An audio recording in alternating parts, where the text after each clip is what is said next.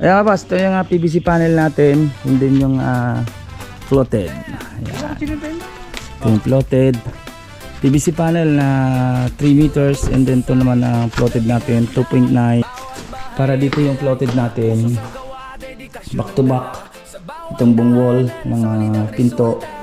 Para dito. Para dun. And then para dun naman siya. Ayan. PVC panel, ito. 3 room sa taas, 2 CR, and then itong kitchen. Yan, kung napapansin nyo, nag-save na siya doon, save na lang dito. Yan, baba na rin naman sila ng PVC. Dala naman siguro relievin natin kasi si multi-cab medyo maiksi yun. Ito na tayo para hindi magka-problema lang ng PVC natin.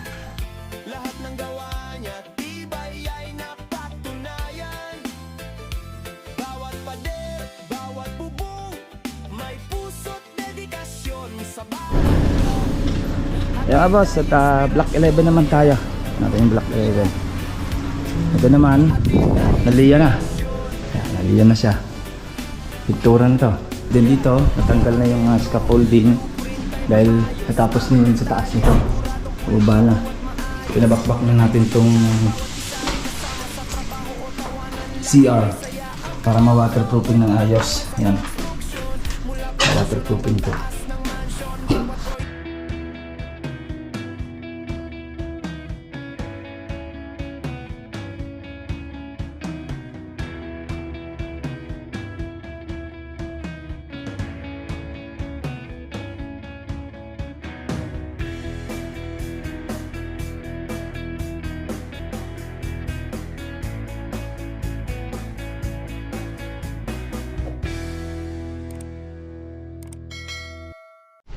Kaya nga boss, at good morning, good morning. Ito na yung PVC panel at andun ang floated panel natin para dito sa block 7 ng Lenea, Tanawan Park Place. Phase 1 mga boss. Check natin. Check na rin natin yung block 11. Kaya nga boss, ito yung PVC panel natin. Yun din yung floated. Ayan. Ito yung floated PVC panel na 3 meters and then ito naman ang floated natin 2.9. 3 meters nakalagay eh. And then 25 cm yung lapad.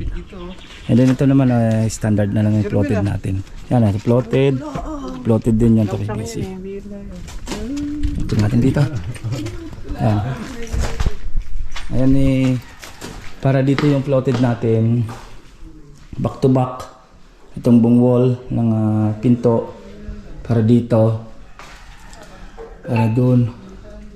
And then para doon naman siya. Ayan. PVC panel. Ito. 3 room sa taas. 2 CR. And then itong kitchen. Ayan. Itong kitchen na ito. Dining. Ayan. Tiles na tayo. Ayan.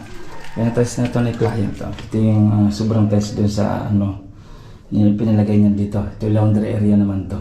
Pinalagay natin ng tiles dyan para pag nag-wash, hindi masyadong madudumi yan. Hindi maano yung pintura. Na-damage. Ibang naman tayo ng outlet nyan dyan. Para sa kanilang laundry area. Pwede naman sila maglutuan dito. Nilagay na ng lababo dito. Kasi ito, magkakaroon ng kesame. Tagos yan.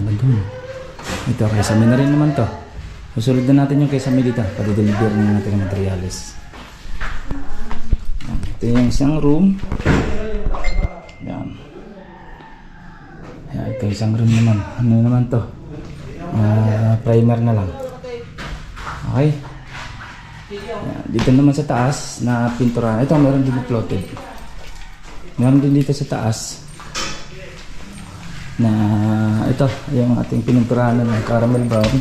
Medyo konti lang naman ang diferensya sa kulay dito sa tiles. Pinakaramel na natin. Yan. Caramel na siya. Okay, parehas na rin yan dito sa pinto. Yan, kung napapansin nyo. Nag-save na siya doon.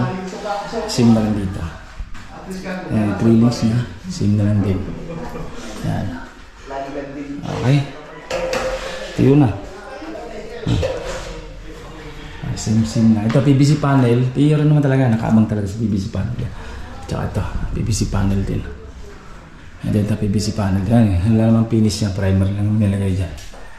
Lalagay ng PVC panel. Okay.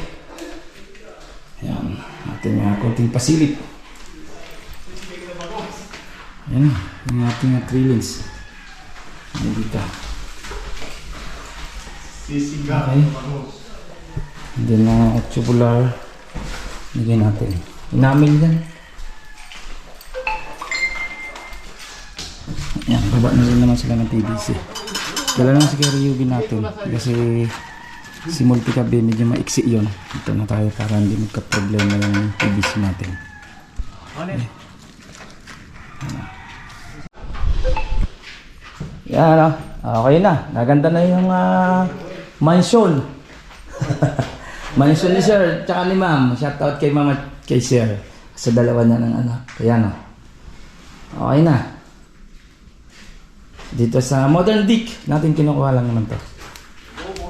Ito yung presyo sa Welcon ngayon, PVC. Di ko lang sure kung magkano yung PVC sa kanila ng 25 cm. Ang alam ko, ang 20 cm na PVC sa Welcon nasa 400. Then yung plotted naman niya nasa 800. Parang ganon. Yan. Yan. And then check nyo na lang kaya Modern Dick San Cristobal, Calamba-Laguna project. Yan, andun yung bisitahin yung kanilang store doon, kanilang shop, yung bentahan ng mga PVC nila. Inquire na lang kayo doon kung magkano bigay sa inyo. Yan yung plotted do. Okay.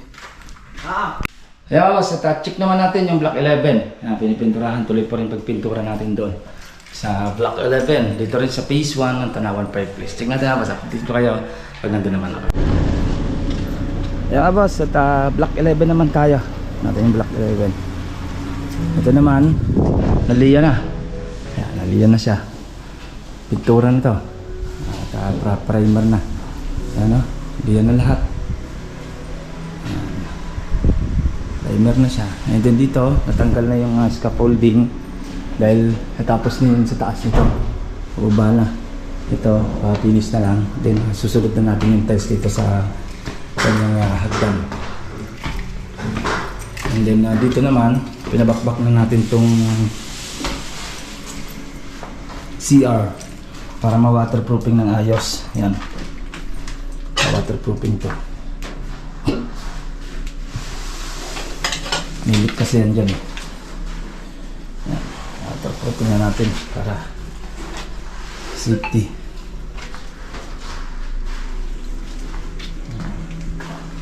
And then tiktikin na to dahil yan ng tiles. Dito naman may kulay na. Ito nakulayan ha. Ito may kulay na rin.